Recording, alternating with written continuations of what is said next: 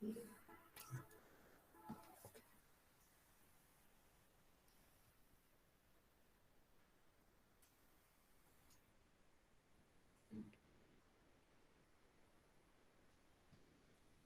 Yes.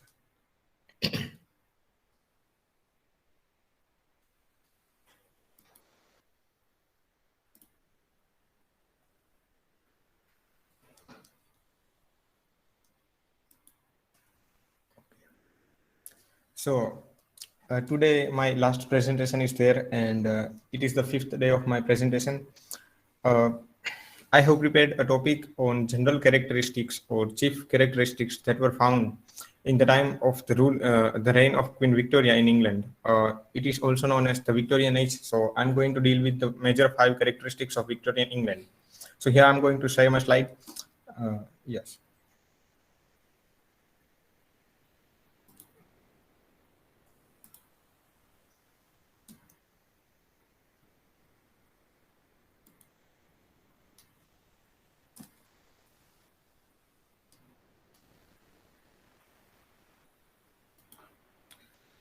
Uh, my slide is visible or not? Is it okay? Uh, as you can see here, it is a general features of Victorian age. Yeah. First, here I have chosen this particular background that you will find what kind of background or what kind of dynamics were going on in Victorian age. So here you will find that the tradesmen are there on the horse and the people are just boarding of the train, and the train was there. Invention of train, which assisted the trade with the foreign countries in England. The invention of the first locomotive was there. So we will discuss it further. And here I have just prepared 5 points only, and there is no critical assertion I have taken here. And here first let me share a small stanza written by William Wordsworth. It is also discussed by Zeal, that extempore expostulation on the death of Thomas Hobbes, the collection of the poem. So it is say that like clouds that rake the mountain summits, or waves that own no curbing hand, how fast has brother followed brother from sunshine to the sunless land. That here brother followed brother means who? That the first brother is described here is the romantic era, and the second one is Victorian era.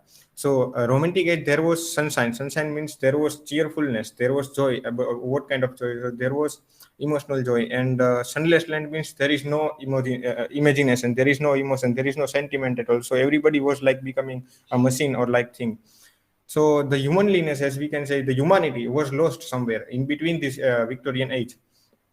So yeah, here are the 5 points I'm going to deal with today. The very first one is the period of progression and upheaval. So it is also generally deemed or considered as the period of progress. There was progress, no doubt. There was huge, immense progress, but at the same time there was upheaval.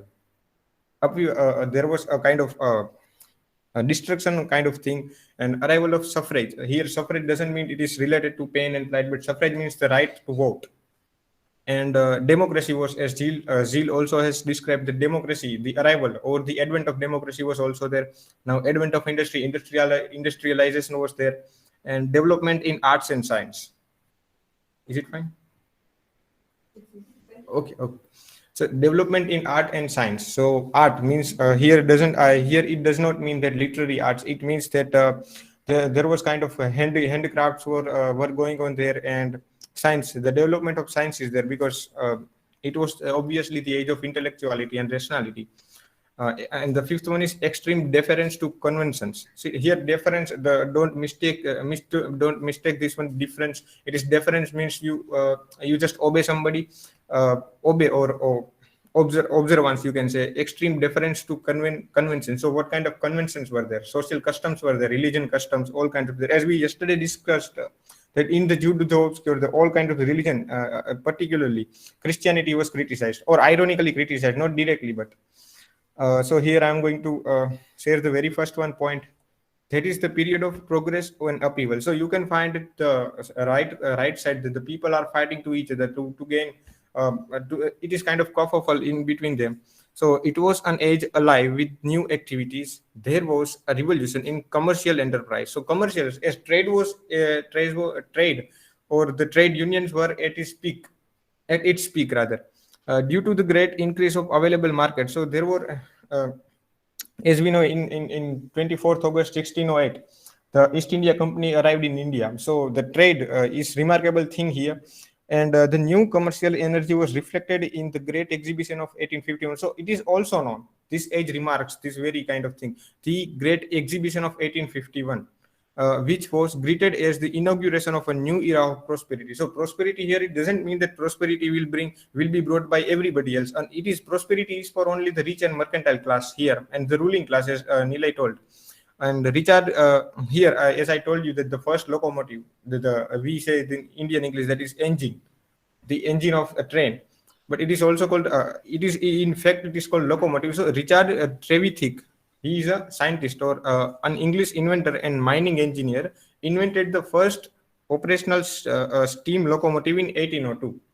So, as we can say, before arrival of this Queen Victoria, the dynamics of science were on pace.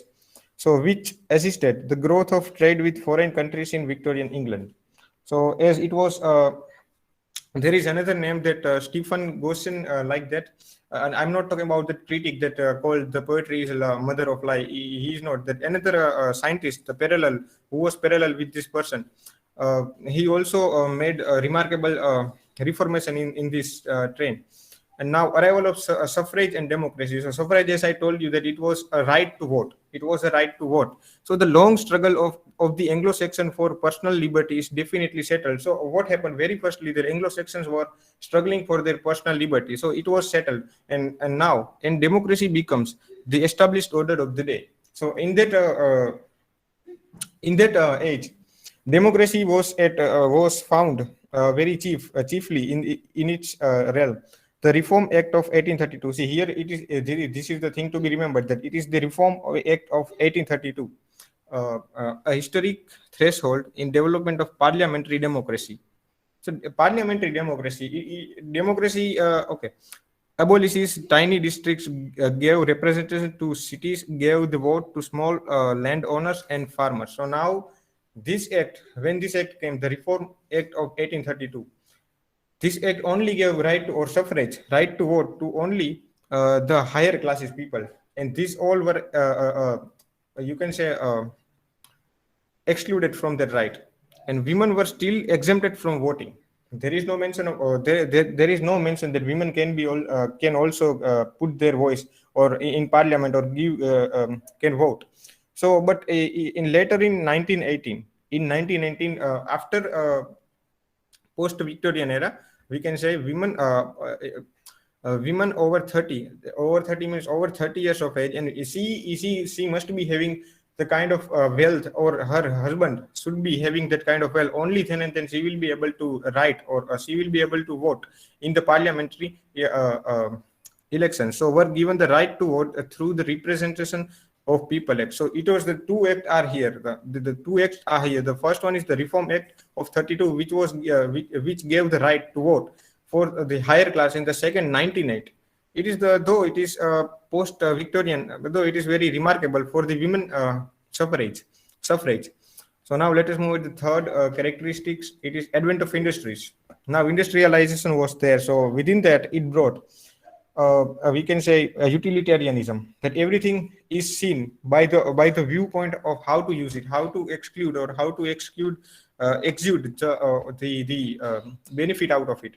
The advent of industries. The term industrial revolution was first popularized by the English economic historian. So there was an English economical historian, Arnold Toynbee, to describe Britain's economic development from 76 to 1870. The 4 is mistakenly put here. It's okay. So it is 1870. Forget the 4. Now marks the change from an agrarian and handicraft economy to one dominated by industry and machine manufacturing. So it is very much true within with our country also, that before Britishers came, our culture was agrarian. So agrarian means, we can say, related to agriculture and handicraft. So it is marked that in each history book or that India was the prime exporter of handcrafted woven. We have that word makhamal. So it was produced from India. So it was there, and before even industries came into England, so it was also there, a kind of handicraft things and agrarian society. We have the word in Gujarati Krushi Pradhan, so it was a kind of thing there. But before everything it was that before these industries came, but whenever they came right in, everything was settled down and industries were established. And the evils of industrial revolution were vividly pointed by the writers like Dickens and Miss M.R.S. Gaskell. So the evils means that what kind of deficiency was there in industrialization was pointed out or was written in the books or in the works of Charles Dickens and Thomas Hardy as well. That Charles Dickens wrote the Jude the Obscure, as we yesterday discussed. Uh, Here we say that, and another novel is that Hard Times by Thomas Hardy. Here he completely diatribes or loads or this kind of industrial revolution. So it was also the chief characteristics of it is also the chief characteristic of this Victorian age. And now development in arts and science. So what kind of arts? Let us see. The rapid progress in all the arts and sciences and in mechanical inventions ranging from spinning looms to steamboats. So now the machine came right in.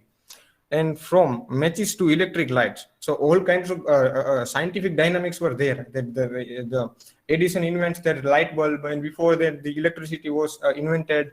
So all kinds of things were there. The machine take the part of a human being or and the effort. Instead of a human being, there were machines to do our job. And right now it is very much there in our country, also in the whole world. So the second is the Charles Darwin, an English naturalist, came up with the revolutionary and radical theory of evolution in his book On the Origin of Species in 1859. And drastically set it down. See what after he wrote this book and after he gave his doctrine, that okay, no God has created human beings or any other species on the planet, but it is the part of evolution, the gradual evolution. And now what happened? So the book or the doctrine of a theory of evolution drastically set it down the global religious belief. So it is not so that the Christianity was offended, but the whole idea of people that okay, the different religion that God created this and God was there. Everything settled down the global religious beliefs and concoctions regarding origin and existence of species on the earth. So we find that in Bible, in Christian religion, it is said that God created Adam, and then from its rib, the Eve was created. So it was just challenge completely of a challenge here. So it is there everything in our Indian myths. It is said that the Manu was created and then Satrupa was there. But now this came, then the many people in India, even India at that time started questioning them. That okay, why, how would you defend your argument? Well, the scientific evidence are there. So it was started, then the people became very rational, very intellectual, then started questioning whatever is coming in front of them. And here the last one is extreme deference to convention. So as I earlier told you, the deference means observance, obedience. Yeah, obedience. The cult of true womanhood. See now here is the problem that womanhood is there, but true womanhood is what? The true womanhood is the dictated that submissiveness. If you want to be a true woman, you must be submissive. Okay, and purity and piety were the traits of lady. The only women deemed worthy of marriage were those that abstained from sexual activity or adultery. You can say which adultery is one of the 7 sins in Bible, and 12 commandments are also there, how you should function within your life and within around you. So true womanhood was there, that if you are woman, you are supposed to do so and so things. But now right now we can compare that in India there are we have that word Adarsh Nari, then an ideal woman. It is what that if you want to be an ideal woman, you should wear sari, you should have that kind of garlands,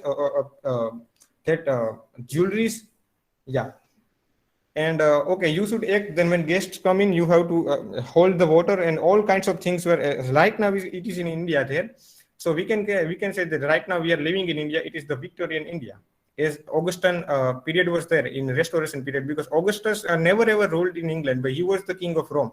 Though it was the golden period of Augustan Rome, it is also called the Augustan Age in England because during that the writers flourished and they were free to write whatever they feel or whatever they saw in society. So right now we are living in Victorian England just because of our beliefs regarding all kinds of things, the religion, women, all the things are there. And though men too were pushed to control their natural instinct, it is not about that woman in that. The men were also pushed that you should not look at any woman. That right now right from our childhood we taught that if you are a boy that you should not talk with any girl and you should not sit even with any girl, and you should be in your limits. So every kind of thing was there in the Victorian England, and right now in the India. Though men too were pushed to control their natural instinct, they were considered too weak to control them, and this led to flourishing prostitution business.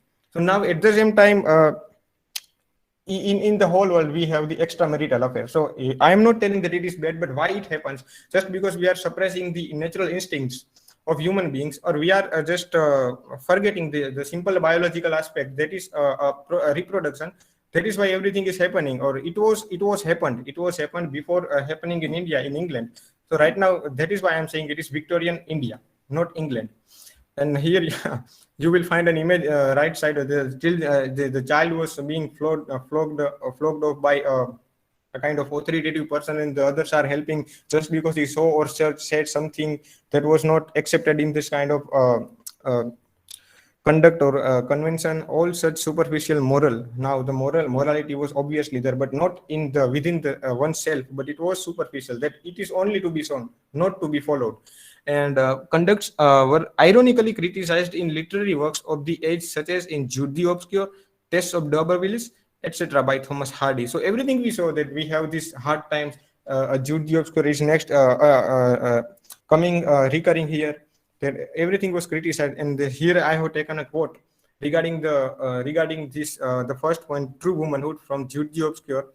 So here it is. I have sometimes thought, I means here Jude speaks perhaps, that under the affectation of independent views, you are as enslaved to the social code as any woman I know.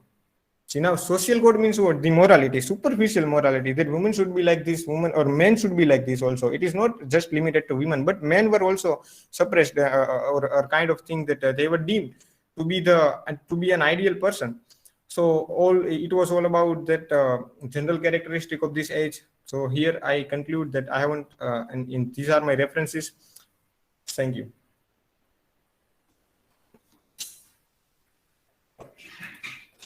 Thanks. Questions?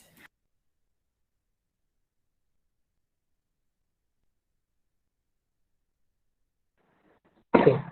So, what led the people of the Victorian age towards the utilitarianism? So your question is, what led the people of Victorian England towards utilitarianism? So here I would like to tell you that the establishment of or the industries. Okay, so people started thinking that the men was spending more time with machine. Men here doesn't mean that only men, but means human. So I would prefer that the men was spending more time with machines than to humans. So he or she both thought that, okay, so if we want to utilize a person, then we have to be utilitarian. That even you go to somewhere, men here I would like to tell a quote, that man takes no step without purpose. So it was kind of mentality. If you want something without purpose, there is a term due diligence. That without purpose you cannot, method to madness, it is very much contradictory. That if you are doing, there must be a purpose. The purpose must be something lucrative, or you can say beneficial to you and all the people. So this kind of mentality, that everyone wanted to be rich, and that is why they started utilizing people, even including human beings. So I think this might have led the people to utilitarianism. Okay, yeah. Why was the Victorian era important?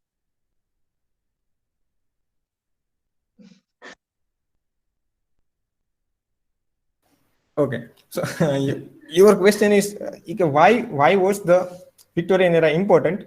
It is very much important because each age has its place in the history. Okay, So Victorian age is the threshold to democracy, industrial revolution, and the modern world. Right now we are living just because of the Victorian England. Okay, so there were progress. Progress was there. Each kind of progress was there. So that is why I think it is kind of very much important, or the landmark era in the history of English literature as well. Okay.